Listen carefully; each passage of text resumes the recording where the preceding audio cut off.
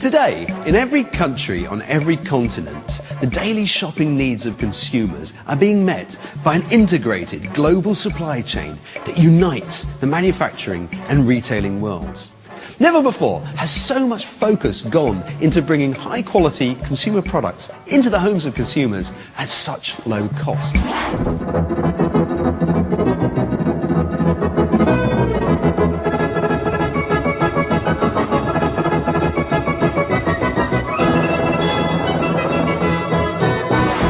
So today, the industry has a supply chain it can rightfully be proud of. And technology is the key to providing this high-performance supply chain. But behind this physical technology, there has also been an explosion in information technology. The supply chains of today are driven by information, and it is information that will enhance the supply chain of the future.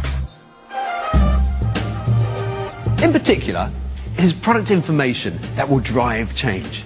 But it is product information that has not exactly been managed terribly well in our industry. The reality is that most product information used in our industry today falls short of basic quality standards. Simply put, much of the product data currently used in our supply chain is, how can I put it? Wrong, inaccurate, incorrect, just won't do. Wrong.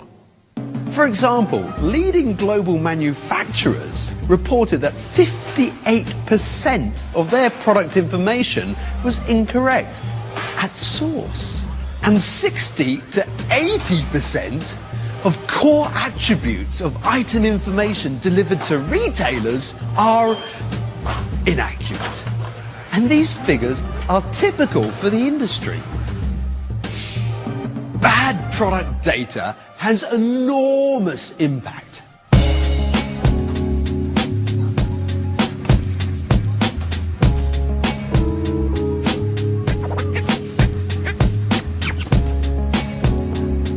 But no need to give up your golf club membership just yet, because these data quality problems, challenges, can be resolved with a little bit of effort. Some rather clever, forward-thinking companies today realize that managing product information is as much an integral part of the product as the formulation, manufacturing process, logistics, and order-to-cash cycle. Now, there are many root causes of bad data, but we've chosen to focus on two of the main culprits.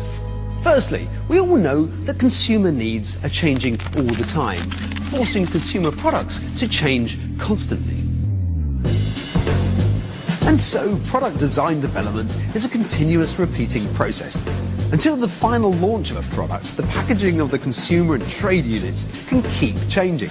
Even once the product is launched, changes can be made to the packaging. Typically, retailers will look to manufacturers to supply as much logistical information about the new product as far ahead of the launch as possible. Retailers use this information to advance planned shelf changes and ensure warehouse slots are available for the new item, which leaves both trading partners reliant on the manufacturer communicating the final product information and any other subsequent changes to the retailer in good time, and on the retailer actually incorporating those changes within the retail systems. But unfortunately, yes, you've guessed it, too often this realignment simply does not happen. A change in how a product is stored on a pallet might seem trivial to a buyer or a seller, but to a DC manager, it can be a reason to reject an order. Sorry mate, too big, send it back. Or for the product to be accepted into the DC and then found to be the cause of a whole bunch of problems right the way through to the shelf. Of course, this is not just for new items, it also applies to promotional items where pack size and trade unit dimensions might be subject to a temporary change. And then there's the inconsistency around the world in the use of different GTIN identification codes for promotional products, which just adds to the whole data accuracy confusion.